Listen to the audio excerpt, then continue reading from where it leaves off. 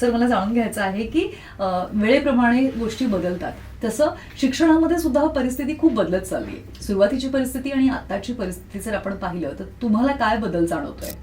बदल सुरुवातीची परिस्थिती कसं होते की विद्यार्थी जो आहे की सांगेल तो ऐकायचा, पालक सांगत ते ऐकायचे.